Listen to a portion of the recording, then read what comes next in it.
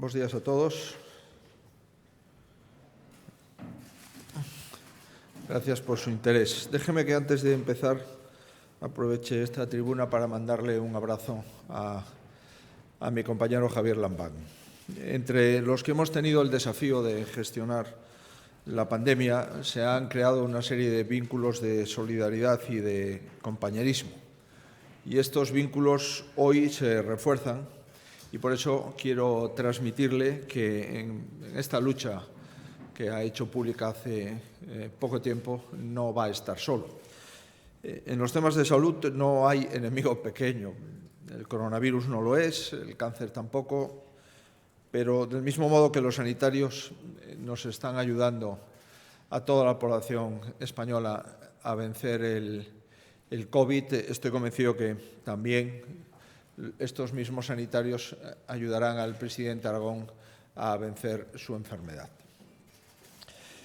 Como vemos, facendo de forma habitual, empezamos compartindo con todos vostedes os datos da situación sanitaria de Galicia ás 18 horas do día de onte. Son 224 persoas as que se atopan nas unidades de cuidados intensivos dos hospitais de Galicia, así como 792 os que permanecen nas plantas dos hospitais.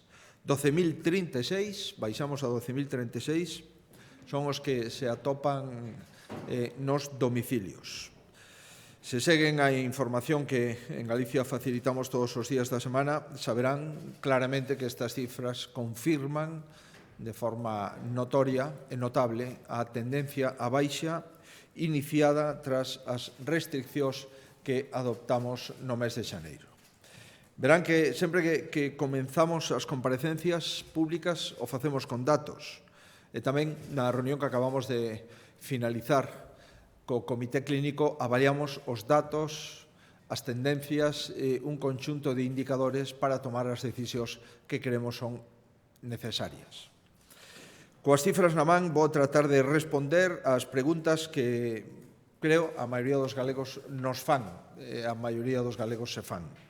A primeira pregunta é se están sendo útiles as medidas que adoptamos hai varias semanas, o día 13 de xaneiro e o 27 do mesmo mes, cando nos autoimpuxemos restriccións extremas. Están sendo útiles as medidas? A resposta é que sí. Grazas ao esforzo colectivo, reducimos a incidencia a 14 días de 779 casos por 100.000 habitantes o 30 de xaneiro a 400. Isto é unha reducción do 48,6%. A 7 días pasamos de 423 casos por cada 100.000 a 149. Reducción do indicador a 7 días dun 64,8%. Outro dato que é moi importante para prever a progresión da positividade detectada nas probas diagnósticas tamén evoluciona moi ben. A finais de xaneiro chegamos a superar o 12% da media e agora pois acumulamos un importante descenso. Como poden ver na gráfica, estamos no entorno do 4% aproximadamente. E o máis importante de todo, fomos quen de conter a presión hospitalaria. Xa que tanto a ocupación das UCIs como nas plantas hospitalarias que crecía de forma notable a principios de xaneiro, agora se está a reducir. As UCIs, que chegaron ata 254 pacientes ingresados, no pico do 7 de febreiro, nos últimos 7 días viron reducida a presión en UCI un 11,8%. No relativo á planta de hospitalización, chegamos a ter 1.210 camas ocupadas o 31 de xaneiro. Hoxe temos un 34,5% menos de camas ocupadas no conxunto dos hospitais de Galicia. Melloramos respecto a nós mesmos e seguimos tamén mellor que a media nacional en todos os parámetros. Incidencia 7, incidencia 14, porcentaxe de ocupación de UCI, porcentaxe de ocupación hospitalaria, porcentaxe de positividade, número de probas, en definitiva, todos os indicadores están mellor que a media de España. Galicia está por debaixo, como digo, de incidencia a 14 e 7 días. Tamén temos menor presión en UCI, 10 puntos menos que a media de España e en hospitalización 6 puntos menos que a media do conxunto dos hospitais do Sistema Nacional de Saúde. E somos a autonomía con menor positividade. Os últimos datos publicados polo Ministerio o pasado venres amosan unha taxa de positividade do 4,62 en Galicia, por debaixo do 5% que recomenda a Organización Mundial da Saúde para considerar controlada a transmisión. Por tanto, ante a primeira pregunta, se foron útiles as medidas que adoptamos no mes de xaneiro, a resposta é, de forma contundente, sí. A segunda pregunta é se os datos amosan unha melloría suficiente. E aquí a resposta é que non. Os datos non amosan todavía unha melloría suficiente. A ocupación de UCI, como recordamos, 224 pacientes ingresados, aínda non alcanzou o nivel que os expertos sinalan como razoable. E aínda continúa a ser superior o dato nunca antes rexistrado. Por tanto, temos máis pacientes en UCI hoxe do que tiñamos na primeira e na segunda onda. Recordemos que o pico da primeira onda foron 178 pacientes e hoxe temos ingresados 224 ás 18 horas de onte domingo. A ocupación de planta, estamos en 792 personas, aínda segue ser por riba do máximo da segunda onda, que foron 516. É certo que neste caso a ocupación en planta está xa por debaixo do pico da primeira onda, que foron 946. Os expertos tamén entenden que compre consolidar con máis intensidade o descenso de incidencia para poder acometer unha desescalada ampla. A terceira pregunta: como debemos actuar entón? Se estamos mellor, pero sen chegar aínda aos niveis que consideramos aceptables. Esa é a pregunta que intentamos respostar na reunión de hoxe do Comité Clínico. A primeira e a segunda pregunta saen directamente do análise pormenorizado dos datos. A terceira xa é, como é lóxico, máis difícil de acadar e as respostas son as que pasamos a darlles a continuación. O Comité Clínico propón que, mantendo con carácter xeral as restriccións e dando con moitísima prudencia pequenos pasos adiante, cada avance, cada respiro que damos hoxe son avances graduales e medidos. Para que? Para que non sexan pasos en falso nas próximas semanas. Sei que sempre apelamos á prudencia dos cidadáns, pero hoxe quero pedirlles que a manteñan con intensidade, con máis si cabe, porque, se é posible, explicarei os 4 motivos polo que pido e pedimos esta prudencia. Primeiro, por experiencia. A incidencia sube moito máis rápido do que baixa. E, por tanto, non podemos botar por terra todos os esforzos feitos. O segundo motivo polo que pedimos prudencia é polas novas cepas. Efectivamente, confirmamos que a cepa británica xa é unha cepa predominante. E aínda nos quedan outras cepas, a cepa sudafricana, a cepa brasileira, outras cepas que hoxe por hoxe aínda non se coñecen de forma xenérica. Canto máis se estenden as novas cepas, maior risco de ondas explosivas. E por iso é tan importante que consolidemos esta melloría para poder estar en boas condicións para afrontar o risco evidente e palpable, máis co risco, o dato de que hai cepas predominantes que producen un maior ritmo de contaxios, incluso algún deles explosivos en determinados territorios, en determinados edificios ou en determinados lugares. A terceira razón pola que pedimos prudencia é por xustiza. Xustiza para todas as familias que sofren as consecuencias dos peches e das limitacións. As familias titulares dos bares, dos restaurantes, das tendas, dos xinaxios, dos cines, dos centros de ocio. Hai familias que están sufrindo enormemente non só o problema sanitario, senón o demoledor problema económico. Tamén por xustiza cos profesionais sanitarios, que levan un ano deixándose a pel sempre, en todo momento, dende as urxencias, as plantas COVID, a radioloxía e todas as unidades hospitalarias ata chegar ás unidades de cuidados intensivos. Por iso é obriga colectiva asegurar que deixamos atrás a segunda onda antes de dar pasos definitivos e desescaladas moi amplas antes, insisto, de finalizala. E, por último, tamén temos que ser prudentes para non frustrar as nosas propias esperanzas colectivas, as que se abriron co proceso de vacinación que xa se iniciou. Cantos máis galegos e galegas protegidos haxa, en mellores condicións estaremos para afrontar a apertura completa. Sei que reciben todo isto a maioría dos ciudadanos con cansanzo, tamén con necesidade de saber canto antes a resposta á cuarta pregunta que nos formulamos todos, aínda que neste caso de xeitos distintos.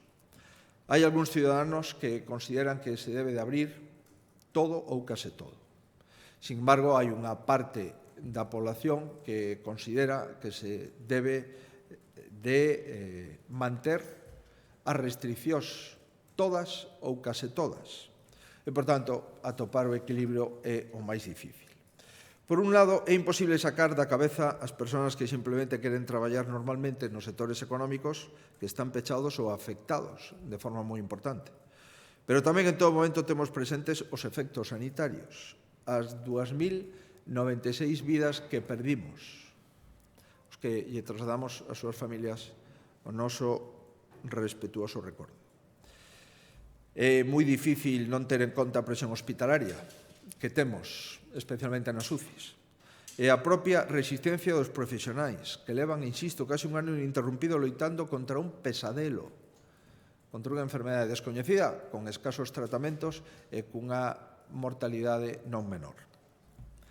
Permítame que recoñeza unha vez máis o traballo do personal sanitario, dunha forma moi especial do personal sanitario das urxencias e das unidades de cuidados intensivos, que son os que reciben e os que tratan ata as últimas consecuencias os pacientes. Quero dicirlles que recibimos tamén os ciudadanos todos os seus inputs a través das cartas que nos remiten, dos emails, das reunións que mantemos con distintos colectivos. Sabemos que os problemas son moi diversos e moitas veces lamentablemente contradictorios entre sí. Eu quero darlles tamén o que penso e o que sinto. Eu quixera abrir moito máis, pero non podo. Quixera abrilo máis rápido, igual que a maioría de todos vostedes, pero non podemos.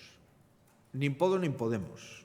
E estou convencido que se a maioría dos cidadáns tivera que adoptar a decisión que nos corresponde ou que me corresponde cos datos que temos, estou convencido que a maioría dos cidadáns se achegaría ás decisións que acabamos de adoptar. Esta terceira onda está sendo máis dura que a primeira. É certo que afrontamos mellor preparados, pero máis vulnerables. Primeiro, porque estivemos lastrados ao non contar con ferramentas que tivemos na primeira onda. Como saben, o Goberno Central non nos permitiu utilizar instrumentos que na primeira onda eran poderosísimos, confinamento global, nunca pedimos ese confinamento global, pero sí anticipar o toque de queda. Esa ferramenta non a tivemos. Na primeira onda se tivo na súa totalidade. Por outro lado, as novas cepas, que son moito máis agresivas, que teñen máis capacidade de atacar Galicia que outros lugares pola escasa inmunidade que temos, sendo Galicia un dos territorios con menor inmunidade de España. E, por tanto, esas cepas producen moito maior impacto en territorios menos inmunes que en territorios que xa levan unha porcentaxe de población importante pasado e superado a enfermedade. Hai outras comunidades, insisto, que as vacinas que xa se están poñendo se suman á vacina natural, que foi e que é pasar a enfermedade. E esos ciudadanos están inmunizados. Segundo os últimos datos publicados, en Galicia hai a metade de población inmunizada de xeito natural por ter pasado a COVID que no conxunto de España. En Galicia está no 4,5% e o conxunto de España está no 9,9%. Por tanto, estamos na metade de inmunidade que ten o resto de España. A diferencia, por exemplo, con Madrid. Madrid, casi o 20% da población está inmunizada por pasar enfermedade. Castela Mancha, un 16% da población inmunizada por superar a enfermedade. En Galicia, tan só o 4,5%. Iso obríganos a continuar protexéndonos para evitar os contagios e seguir sendo o territorio peninsular con menor mortalidade. Este é o dato. Creo que desde o punto de vista sanitario esta gráfica é o resultado completo ata o de agora, dende a primeira morte ata o de agora, é un dato sanitario clave, importante e determinante. O número de mortos por 100.000 habitantes. Galicia é a comunidade autónoma con menor mortalidade peninsular e, por tanto, cunha población menos inmunizada, cunha población máis envellecida e cun índice de mortalidade de maior, digamos, mérito que no resto das comunidades autónomas, é moi importante intentar proseguir por esta senda.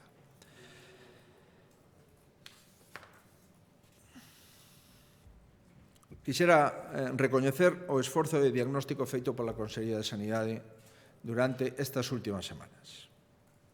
Aínda considerando que o Ministerio non nos computa dentro das probas PCR, as PCR de pooling de saliva e outras, Galicia xa é a segunda comunidade con máis probas feitas á población. Entre o día 2 e 8 de febreiro, Galicia fixo 6.297 probas cada 100.000 habitantes, fronte a metade de España, 3.300 probas en España. E, por tanto, Galicia, xunto con Castela e León, son as comunidades autónomas con máis cribados, con máis diagnósticos de España. E, grazas a iso, os esforzos colectivos, como estamos conseguindo, pois é evitar o confinamento, é que se sigue traballando con normalidade, se sigue estudando con normalidade e se sigue indo aos servicios esenciais. Conseguimos dobrar a curva, e dobrar a curva de forma constante, e tamén conseguimos comenzar a mirar cara adiante, que era o obxectivo da última comparecencia feita aquí o día 26 de xaneiro. Entendemos que non hai outro xeito, lamentablemente. A interacción social é a que xera contaxios, e a non interacción social é a que reduce os contagios. O temos xa confirmado. Se miramos como estábamos o 13 de xaneiro, o 26 de xaneiro, e como estamos hoxe, a clave fundamental foi reducir a interacción social. Con esta reducción de interacción social, hoxe podemos mirar con certo optimismo a como nos encontramos agora e como nos vamos a encontrar dentro dunha semana ou como nos vamos a encontrar a finais do mes de febreiro. Por tanto, compartimos cos cidadáns o optimismo polas primeiras vacinas, pero a miña obriga é tamén advertirlles que neste proceso, de momento, as doses que chegan, lamentablemente, son moi limitadas.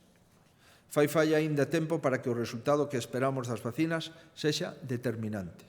E, por tanto, neste tempo non debemos proceder a unha desactivación abrupta das medidas adoptadas. Por qué? Porque malograríamos todos os esforzos personales, familiares, sociais e económicos feitos a toda agora.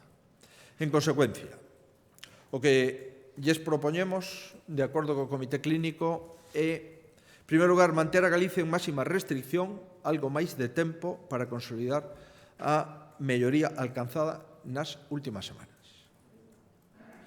En segundo lugar, prepararnos mentras para a apertura que pretendemos facer gradual, a modiño e coa máxima seguridade que sexa posible.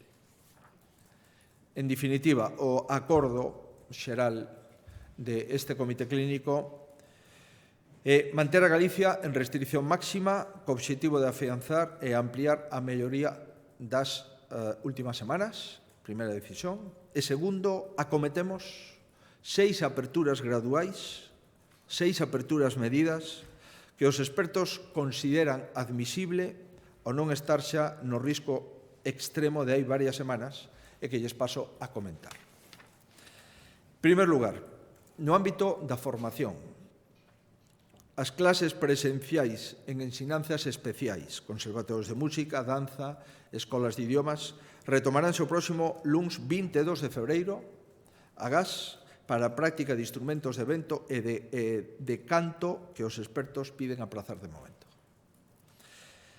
Segundo lugar, as clases presenciais na universidade volverán unha semana máis tarde, o luns 1 de marzo, unha vez consultados cos reitores.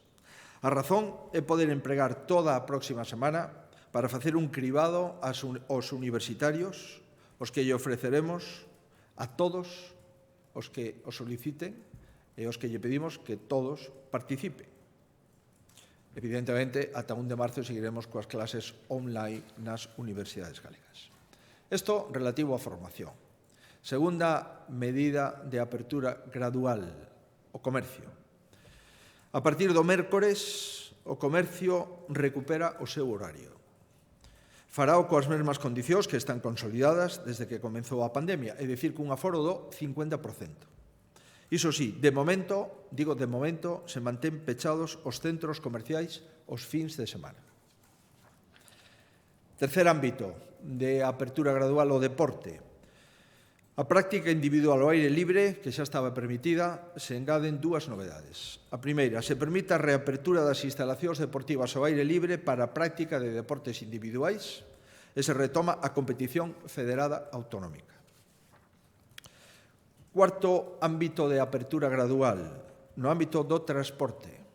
Apertura do interior dos restaurantes, das estacións de servicio, nas vías de altas prestacións, para que os transportistas acreditados a ser transportista coa tarxeta profesional podan comer de xeito individual nas mesas das áreas de servizo.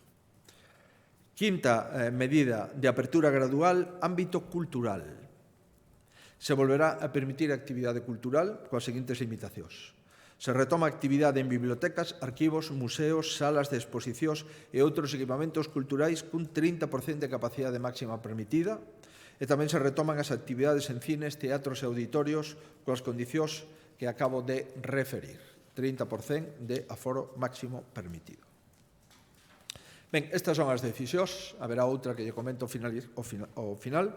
Estas son as decisións que xa acabamos de adoptar e que estamos escribindo no decreto e na orden correspondente para a súa publicación no día de hoxe e que entran en vigor no caso dos comercios, no caso do transporte, no caso do deporte, no día de mañá, o día mércores 17. Estas son as decisións que están completamente, mañá é 16, perdón, o mércores. Estas son as decisións que están completamente definidas. En canto ao resto das restriccións, nos gustaría trasladarlle algunhas reflexións ou horizontes nos que estamos a traballar para dar máis información aos cidadáns a través dos medios de comunicación. No que se refire á hostalería e aos domicilios. É dicir, os lugares nos que se está máis exposto, porque son os lugares onde temos máis motivos para sacar as máscaras. A aspiración é lóxica. A aspiración de reabrir a hostelería, coa intensidade que se concrete, e canto antes se poida, e tamén recuperar a posibilidade de compartir con non convivintes. Dada a etapa na que nos atopamos, con novas cepas circulando e un proceso de vacinación en marcha, entendemos que é preciso afianzar o conseguido para poder dar ese paso e tamén reforzar a seguridade para que cando o deamos esteamos nas mellores condicións posibles. O Comité Clínico entende que a próxima semana, o próximo luns, día 22, volveremos a evaluar a pandemia e se segue a tendencia a baixa na que estamos, se poderá seguir a desescalada das restriccións que aínda posúe a hostelería, co grado de intensidade e cos ámbitos territoriais en función dos datos epidemiolóxicos de cada un de esos ámbitos territoriais e en función dos datos, insisto, do conxunto de esas áreas. Vamos a seguir mantendo as axudas, son 160 millóns de euros, as que acabamos de aprobar entre a primeira e a segunda, lamentablemente sin colaboración, nula colaboración co Goberno Central e escasa en relación ao resto das administracións locais. Pero, ademais, neste tempo, imos seguir traballando cos hosteleiros. Para que? Para trazar conxuntamente con eles un plan de hostalería segura. Somos conscientes de que están a facer un enorme esforzo, somos conscientes de que son uns profesionais e estamos convencidos de que vamos a intentar pactar con eles un protocolo para que unha vez que abramos a hostalería teñamos máis posibilidades e un horizonte máis seguro de mantela aberta durante máis tempo. Neste protocolo no que vamos a traballar, dende esta tarde se incluirán como mínimo 3 consideracións. A primeira, máxima seguridade para entrar. A segunda, máxima seguridade ante un posible rebrote. E a terceira, máximo control. No relativo a máxima seguridade para entrar, se deseñará un sistema para transparentar os aforos, para que calquera persona que entre nun bar ou nun restaurante saiba con exactitude o número de persoas que poden estar nel. E, polo tanto, na porta ou no escaparate da cafetería, do restaurante ou do bar, será obrigatorio poñer o límite máximo de aforo cumplindo a norma de 1,5 metros de distancia entre as mesas, límite máximo de aforo por local. Segundo, máxima seguridade ante un posible brote. Imos traballar, insisto, co sector para establecer un sistema de rexistro de entradas que permitan cribar completamente os clientes que compartisen estancia cun positivo. Se trata, se obtemos un positivo nun restaurante, nun bar, nunha cafetería, automáticamente ter posibilidad de contactar coas persoas que estiveron durante ese tempo e poder cribalas unha por unha para garantir a súa seguridade sanitaria. E, por último, máximo control. O control non só corresponde aos propietarios dos locais, que tamén. O control corresponde ás forzas e corpos de seguridade. E así como autoridade competente delegada, solicitaremos un plan de inspección aos alcaldes e as alcaldesas de Galicia que será necesario para a apertura. Alcaldes e alcaldesas de Galicia os que evidentemente deberán de estar auxiliados non só a través da súa policía local, en moitos deles non a teñen, senón tamén a través das forzas e corpos de seguridade do Estado. A segunda cuestión, mobilidade e convivintes. A intención, sempre cando, insisto, as cifras sigan acompañando, é que ao mesmo tempo que se reabra a hostelería se poidan levantar outras restriccións vixentes, como a posibilidade de verse cun no convivinte ou a reapertura parcial dos gimnasios. En todo caso, insisto, na próxima reunión do Comité Clínico, que, insisto, o celebraremos dentro de 8 días, o próximo luns, día 22, observaremos a evolución de cada zona, de cada área sanitaria, para poder ver cales están en condicións de dar un paso na desescalada da hostalería, dos convivintes e dos gimnasios. Ben, dou por feito que seguir oindo falar de limitacións, de restriccións, é esgotador para vostedes, sobre todo para os cidadáns. A fatiga é un dos sentimentos predominantes nesta fase de loita contra a pandemia. Hai a lóxica sensación de que os progresos son momentáneos, de que todo é circunstancial. Está a desazón que produce que os efectos sanitarios e económicos da COVID xa non son remotos, senón que afectan a persoas concretas, a familiares concretos, a veciños concretos, a nós mesmos. E nos hospitais se acumula o esgotamento de levar case un ano combatendo en primeira liña esta pandemia, igual que nos centros de saúde. É comprensible, polo tanto, que a sociedade este cansa e se pregunte polo final deste pasadelo, que ten ningún precedente nas nosas vidas. Nunca vivimos unha situación así. Estamos vivindo unha situación anómala. Pero, ademais, é que ten ningún precedente no século XXI e un ou dous precedentes en todo o século XX. Sen embargo, debemos aferrarnos á novidade que presenta esta pandemia, e a novidade é as vacinas. Estamos superando unha etapa meramente defensiva para pasar a outra na que a sociedade e os científicos e o sistema sanitario e as institucións empecen a ter iniciativa. E a iniciativa son as vacinas. Pero, mentras non haxa vacinas, non podemos en ningún caso dar por vencida a pandemia. Pero, polo menos, agora temos unha esperanza certa de que empezamos a ter instrumentos insuficientes, pero instrumentos para loitar contra a pandemia.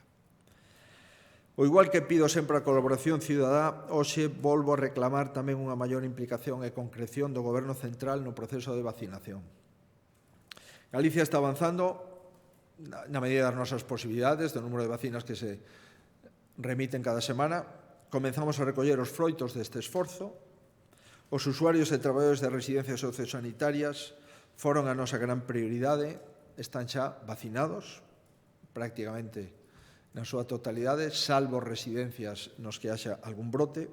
O número de casos activos nas residencias está reducindo a metade, de 399 a 212. E agora que o 100% das residencias sin casos de COVID recibiron a segunda dosi, o Comité Clínico ven a dar luz verde ao inicio da desescalada nas residencias. E este é o sexto ámbito no que tomamos unha decisión gradual e medida. Esta medida comenzará a aplicarse o próximo mércores tamén, igual que a do comercio ou transporte. En todas as residencias que completasen o ciclo da vacina hai 10 ou máis días. Deste xeito, nesas residencias, as visitas que ata agora estaban limitadas a unha por semana pasarán a 3 a semana con 2 familiares de referencia.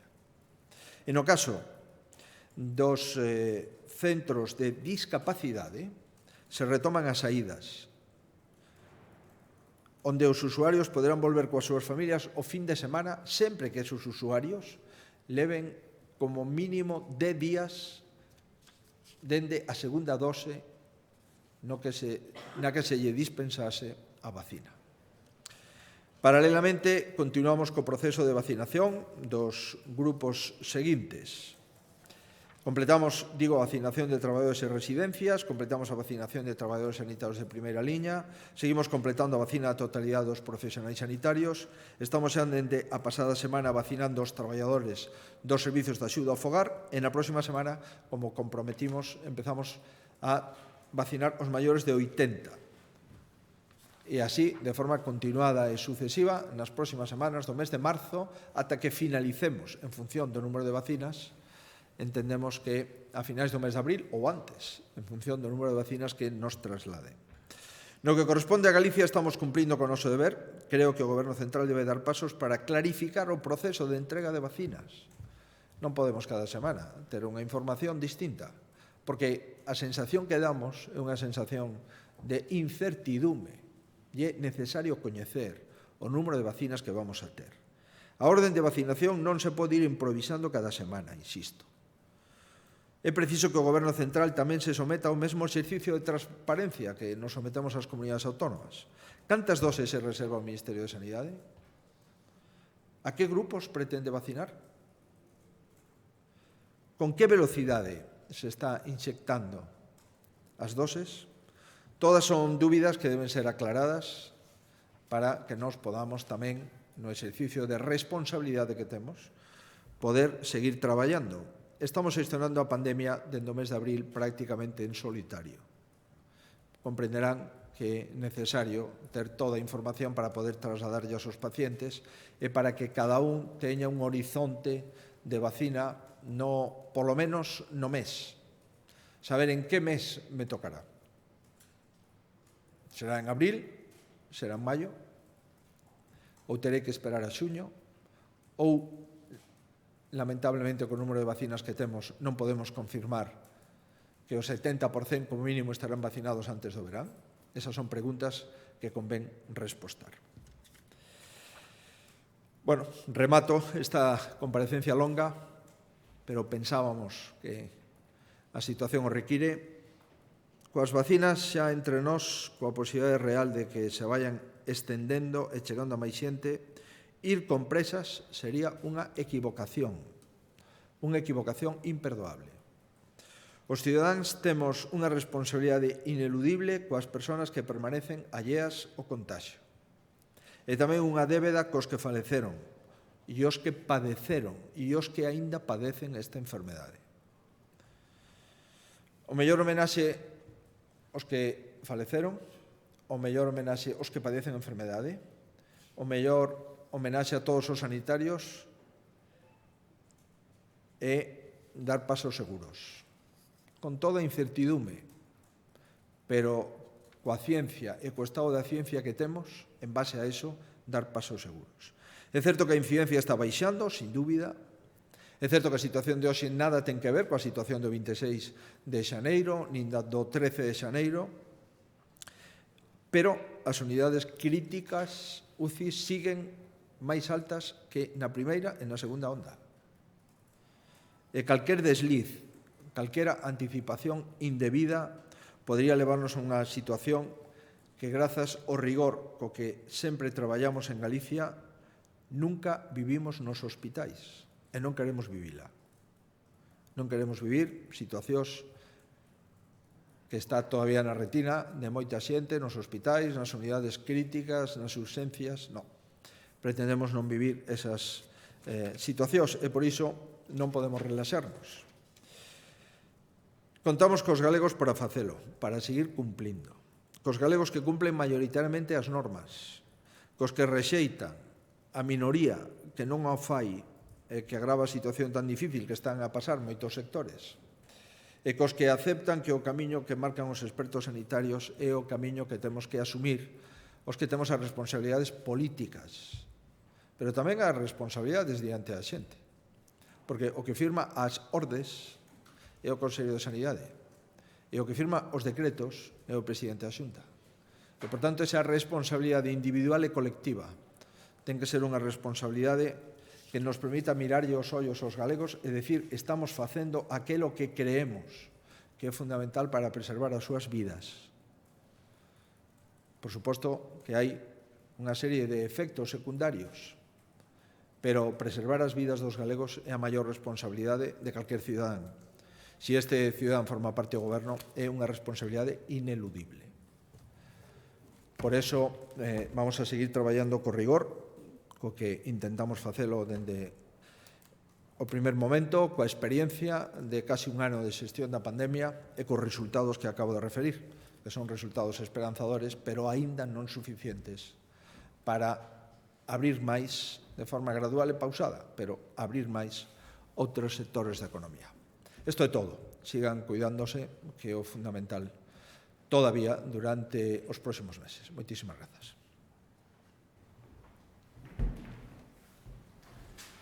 Sí, presidente, debemos entender que continúa o peche perimetral individual nos concellos de Galicia, concello a concello, sen améndoas, e tamén, a partir desa reflexión que vostede facía sobre a vacinación, coa información que neste momento ten a Xunta, descarta completamente que os galegos maiores de 80 anos estean inmunizados antes da primeira semana de maio. Ben, sí, efectivamente, estamos en risco extremo, de acordo coa Organización Mundial da Saúde, de acordo co propio Ministerio de Sanidade, son unha incidencia de 250 por 100.000 habitantes, máis outros ítems que se deben de valorar, como a presión de UCI, presión hospitalaria, etc. Positividade. Sí, estamos en risco extremo e, polo tanto, vamos a seguir aillados por municipios, 313 concellos galegos. A partir do próximo luns 22, seguiremos falando en relación a este asunto. Hai zonas onde están moi próximos, incluso algunhas delas xa cumplen o requisito de 250 ou menos. Pero tamén é certo que esas zonas son zonas que algunhas partes de esas áreas sanitarias non o cumpren. E tamén é certo que a situación das UCIs no conxunto de Galicia hai 4 hospitais con nivel 3. 4 hospitais de ocupación de UCI con nivel 3. Santiago, Ferrol, Coruña e Pontevedra. Por tanto, o conxunto desos factores, e Galicia está en máis de 390 de incidencia. Por tanto, o conxunto desos factores fai que manteñamos o nivel de restricción máximo e o peche perimetral durante toda esta semana. En relación coa seguridade que podemos dar aos maiores de 80, coa situación que temos neste momento, a data que garantizamos, salvo incidencias non previstas, sería a primeira semana de maio. Ahora ben, con distintas informacións que nos enteramos a través de algúns medios de comunicación, con distintos contactos extraoficiais que mantemos con determinadas autoridades sanitarias nos ámbitos da farmacoloxía, parece que a vacina de Janssen se pode autorizar no mes de marzo. España comprou 20 millóns desa vacina, é vacina dunha única dose, e en función do número de vacinas de Janssen, xunto co que parece tamén que se pode incrementar as vacinas na produción de Pfizer, máis as de AstraZeneca, de Moderna de momento temos poucas, pois o mellor podemos asegurar que toda a población maior de 80 anos poda quedar inmunizada no mes de abril. Pero, insisto, coa información que temos, vamos a ser prudentes. E, de momento, vamos a manter a primeira semana de maio como data máis segura. Boa tarde, presidente. Falando de novo da vacinación, o obxectivo fixado pola Unión Europea que o 80% dos maiores de 80 teñan recibido ao menos unha dose da vacina no mes de marzo, fala vostede agora de abril, maio. Gustaríame saber cantos maiores de 80 anos hai en Galicia a marxe dos que están nas residencias, cantas doses da vacina de Pfizer e de Moderna está previsto recibir, se Galicia está en condicións ou estaría en condicións de cumprir este obxectivo da Unión Europea. E, por outra banda, querería saber por que se está retrasando a vacinación dos grandes dependentes cando outras comunidades como Baleares ou Canarias xa se están rematando cando se vai comezar esa vacinación dos grandes dependentes e se cabe a posibilidade de, se chegan o número necesario de doses, de ampliar os lugares de vacinación fora dos centros de saúde, como, por exemplo, a polideportivos ou outros grandes espazos. Graciñas. Seguro que hai máis datos que pode dar o Consello de Sanidade, que está na sala, ao finalizar a rolda de prensa. Nos volvemos a repetir. A capacidade instalada son 100.000 vacinas diarias. Por tanto, se temos 100.000 vacinas, ou 50.000, ou 25.000 diarias, evidentemente estaríamos noutro paradigma. O problema é que non temos nin 25.000 vacinas a semana. Non temos 100.000 vacinas ao mes. Por tanto, aquilo que podemos facer nun día, ata o momento, temos que invertir 30 días. Comprenderá que hai unha enorme insatisfacción, unha enorme, digamos, decepción en relación ao número de vacinas. Se nos dice que España compra 20 millóns de vacinas Janssen e que esas vacinas van a ser utilizadas pola Axencia Europea do Medicamento antes da primeira quincena de marzo. Esas vacinas se están producindo de forma simultánea. Si chegan a España na segunda quincena de marzo, lle podo asegurar que poderíamos cumprir ese obxectivo de maiores de 80 nas primeiras semanas de abril. Pero nos gustaría ser cautos, porque, insisto, hai cousas que contan, outras que non contan, outras que se publican, e hai cousas que se contaron e despois non se cumplen. Por conseguinte, unha parte desta intervención a dediquei a solicitar transparencia ao Ministerio de Sanidade porque estamos xa en situacións onde é imprescindible coñecer esa transparencia. En relación coas grandes dependencias, todas as grandes dependencias, que son boa parte, que están nas residencias de terceira edade, están vacinadas, todas. E na discapacidade tamén, salvo, insisto, incidencia puntual. Agora vamos a acometer os de máis de 80 e vamos a traballar por cupos de cada médico, as persoas de máis de 80, citalas nos centros de saúde. Entendemos que con 400 centros de saúde vamos a ter máis de 400 puntos de vacinación diarias, que ademais están preto das casas dos maiores, co cual a necesidade de moverse é menor que se os concretamos nun polideportivo, nun estadio de fútbol ou nun auditorio.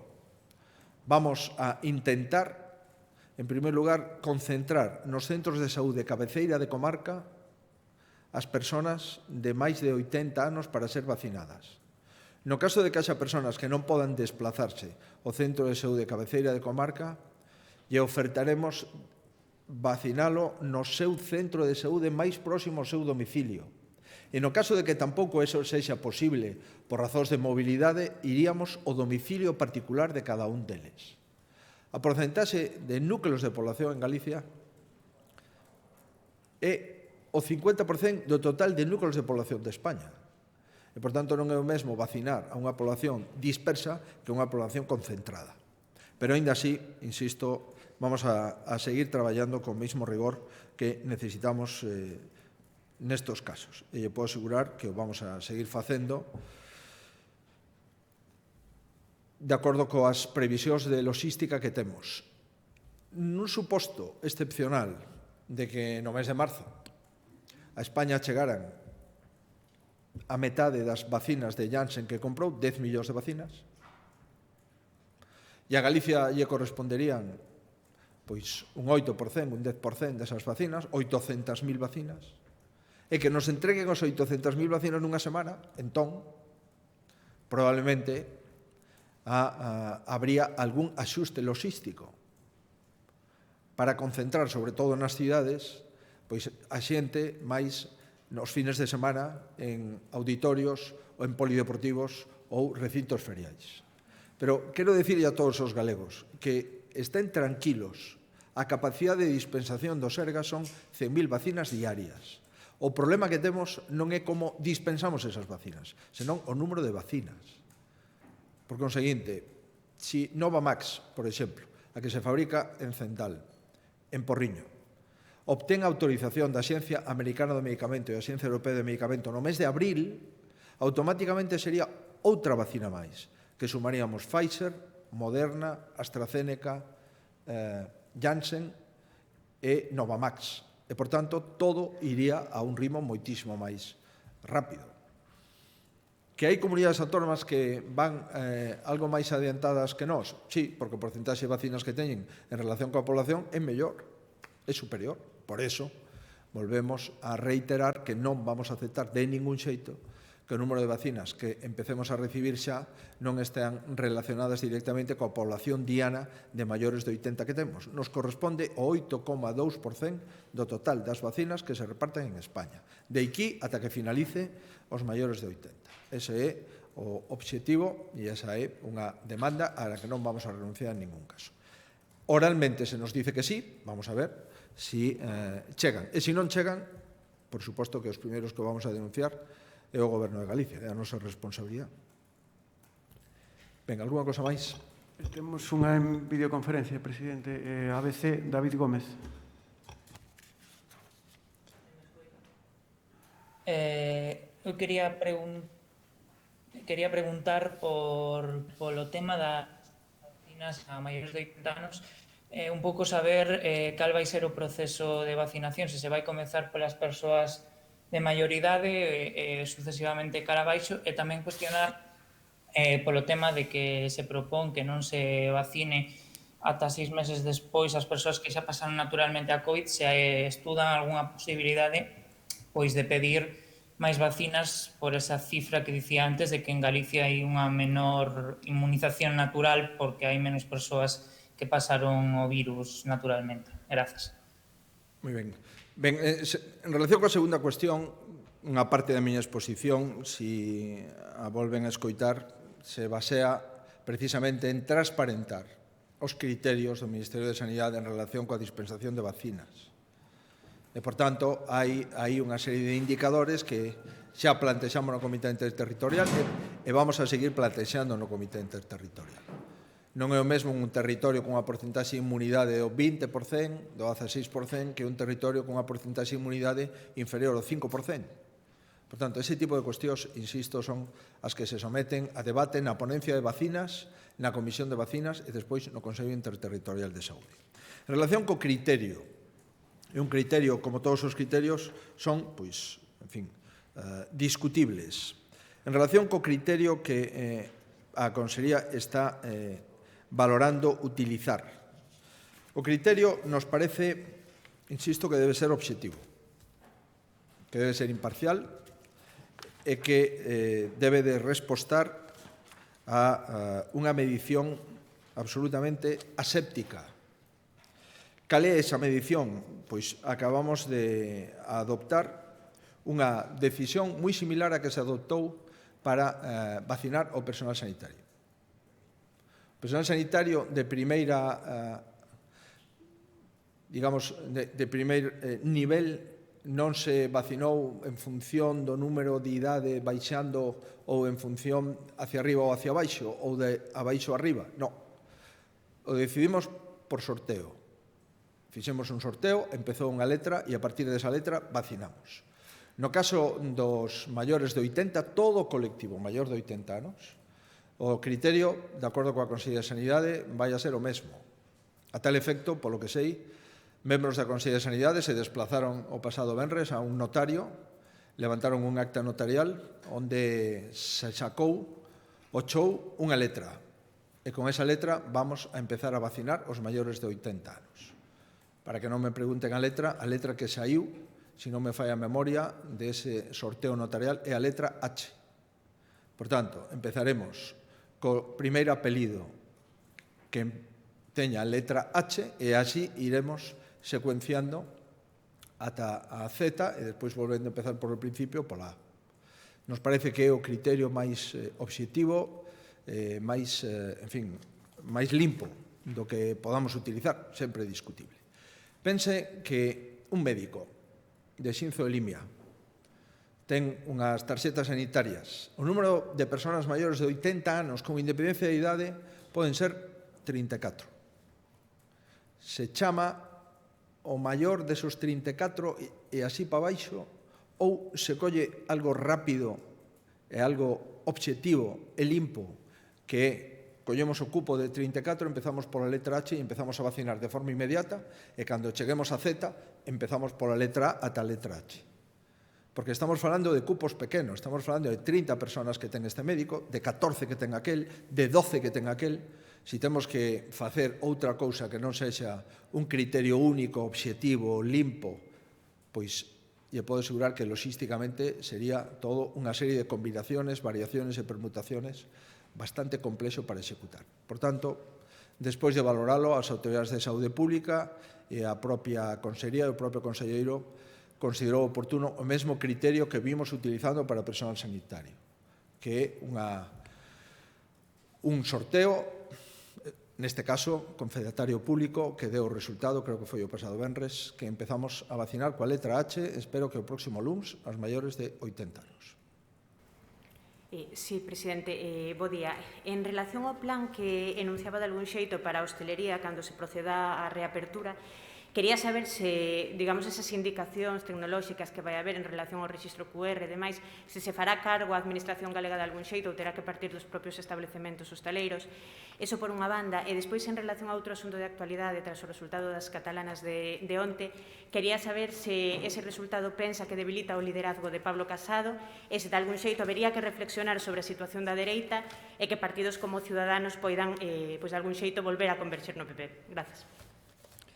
En relación coas como vamos a dar maior seguridade ante un brote nun restaurante, nun bar, nunha cafetería, vamos a intentar concretar, insisto, esta tarde empezamos un rexistro de entrada cos titulares de esos establecementos. Por tanto, non nos pronunciamos antes de coñecer cal é a súa resposta.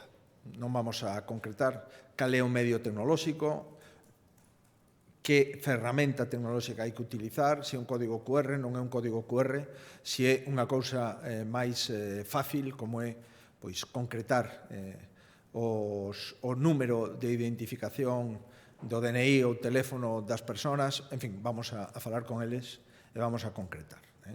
Pense que hai moitos bares pequenos, moitos lugares que unha situación tecnolóxica temos máis de 30.000 núcleos de población. Hai moitísimos núcleos de población en Galicia onde o bar, o número de persoas que van son persoas de unha edad avanzada que se pedimos un QR, probablemente están nunha situación de discriminación tecnolóxica en relación con outras persoas que viven máis nos núcleos centrais das cidades. Por tanto, vamos a ver con exactitude cal é a situación e, en base a eso, buscaremos unha solución. A solución se trata de imprimir o maior control posible, pero tecnolóxicamente non lle podo neste momento concretar cal é a ferramenta. A ferramenta a que na práctica resulte máis factible de implementar e que consiga un resultado como que se pretende. Ben, en relación con si les parece, esta es la única, porque si no, no hay más preguntas sobre la pandemia.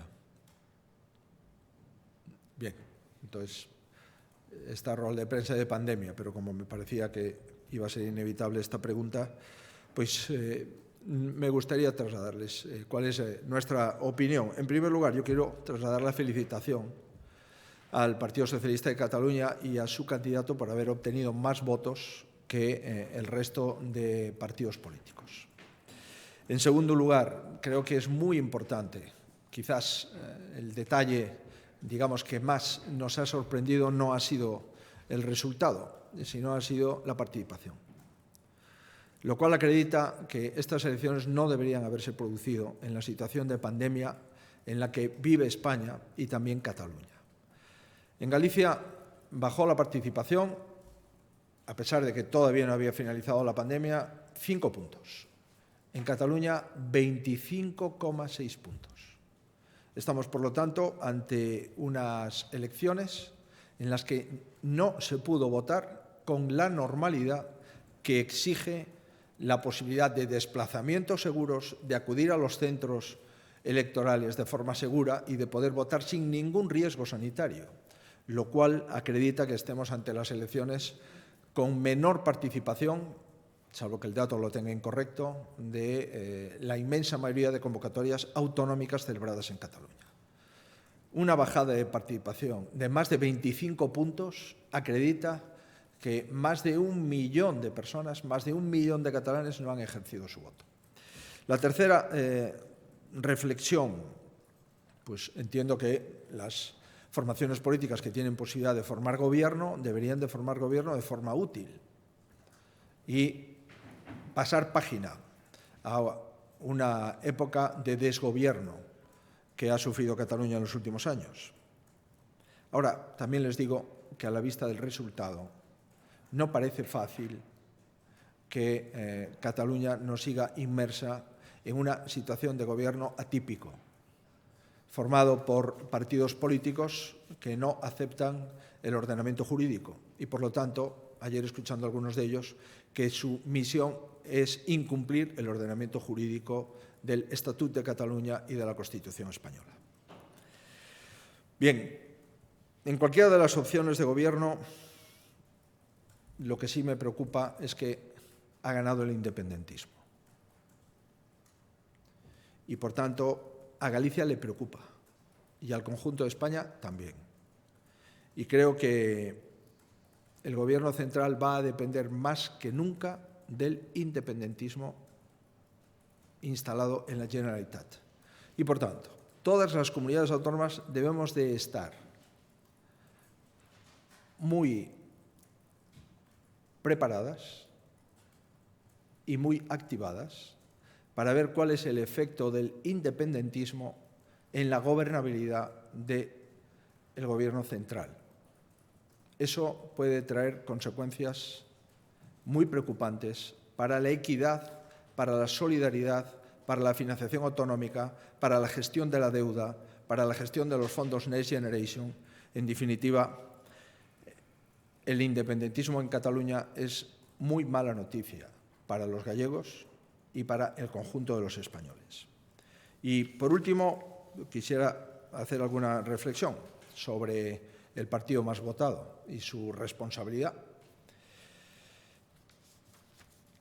Yo creo que hay una serie de lecciones y de conclusiones que debemos de tener en cuenta y que debemos de demostrar, sobre todo por parte del partido que ha tenido más votos, el Partido Socialista. Lo primero es que cuando se combate con ideas y con decisiones, al separatismo se le puede ganar. Sin embargo, cuando se alimenta el separatismo y cuando se abandona, como hizo, por ejemplo, Ciudadanos, que de ser la primera fuerza se ha convertido en una fuerza no significativa, entonces, cuando no se combate y se abandona, el nacionalismo crece. Y el Partido Socialista de Cataluña tiene la responsabilidad de liderar el constitucionalismo y combatir el independentismo con firmeza. Y, en segundo lugar, también la reflexión que le hago al Partido Socialista es que deben demostrar su constitucionalismo. ¿Cómo? Garantizando la equidad en España. Es la única forma.